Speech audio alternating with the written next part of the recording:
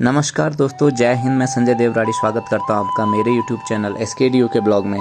दोस्तों, मैंने अपनी पिछली वीडियो में हरभजन की वीर गाथा के बारे में बताया था। आज उसी कड़ी में मैं आपको एक ऐसे वीर योद्धा की कहानी सुनाने जा रहा हूं जिन्होंने अकेले 72 घंटे तक चीनी सैनिकों के साथ लड़ते रहे और कम से कम 300 चीनी सैनिकों को उन्होंने मार गिराया। हाँ दोस्तों, मैं ऐसे वीर योद्धा जसवंत सिंह रावत की बात कर रहा हूँ जिनकी वीर गाथाएँ अभी भी नूरानांग की पहाड़ियों में अरुणाचल में गूंज गूंज के उनकी वीर गाथाएँ सुनाती हैं। उनका वहाँ पे जसवंतगढ़ नाम से एक मंदिर है। मैं आपको बताता हूँ, जसवंत सिंह रावत बेसिकली पौड़ी गढ़वाल उत्तराखंड के रहने वाले थे। वो 4th गढ़वाल में सन 1960 में भर्ती हुए। इसके बाद उनकी पोस्टिंग 1961 में अरुणाचल प्रदेश में हुई। जब वहाँ पे उनकी एक कंपनी होल्ड करती थी तो कंपनी की नफरी कम होती है और इसी दौरान 1962 में जो भारत चीन का युद्ध हुआ था उसका आगाज हो गया और चीनी सेना उस तरफ से कूच करके भारत की सीमा में घुसने लगी और युद्ध होने लगा। उनके हर हेडक्वार्टर की कुछ ऐसी कंडीशन थी कि उनको मदद वहाँ पे नहीं पहुँचा जा सकता था। तो हायर हेडक्वार्टर ने उन्हें आदेश दिया कि आप अपनी कंपनी को लेकर के वापस आ जाओ।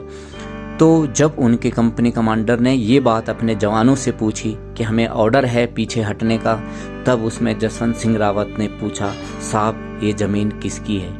साहब ने कहा, ये ज़मीन हमारी है, ये देश हमारा है। तो जसवंत सिंह का जो उत्तर था वो सुन के आपके रोंगटे खड़े हो जाएंगे। जसवंत सिंह ने कहा, साहब अगर ये ज़मीन हमारी है तो मैं इस ज़मीन का 1 इंच भी चीनी सेना को नहीं लेने दूंगा और ये पोस्ट नहीं छोड़ूंगा, पोस्ट नहीं छोड़ूंगा। जसवंत सिंह बार बार यही कहते रहे, मैं पोस्ट नहीं छोड़ूंगा। उनकी इस शौर्य, इस साहस को देखकर बाकी जो उनके साथी लोग थे उनमें भी साहस भर गया और उन्होंने वहाँ पे लड़ने का निश्चय किया। जब इन दोनों सेनाओं के बीच में युद्ध हो रहा था, इसी दौरान उनके काफ़ी साथी शहीद हो गए और चाइना की तरफ से एक LMG पोस्ट से लगातार भारतीय पोस्ट पे अटैक हो रहा था जो काफ़ी घातक हो रहा था। तो जसवंत सिंह रावत और उनका एक साथी ने उस LMG पोस्ट पे कब्जा किया और उस LMG पोस्ट पे कब्जा करने से काफ़ी चीनी सैनिकों को उन्होंने आहत किया। इसी बीच लड़ते लड़ते उनके सारे जो साथी थे वो शहीद हो गए। जसवंत सिंह रावत अकेला चीनी सैनिकों से लड़ता रहा। उनके वहाँ पे लोकल नूरानांग की 2 बहनें थी, शीला और नूरा। वो दोनों बहनों ने उनकी मदद करी, उन्हें खाना पहुंचाया और उनके साथ में एक ऐसा सेटअप बनाया। चीनी सैनिकों को यह समझ में नहीं आया कि वहाँ पे केवल एक अकेला भारतीय सैनिक युद्ध लड़ रहा है। उन्होंने इस तरीके से हमले किए, उन्होंने अपनी पोस्ट बदल बदल कर हमला की। वो 72 घंटों तक लड़ते रहे, बिना खाए बिना रुके, रात में दिन में वो सिर्फ लड़ते रहे।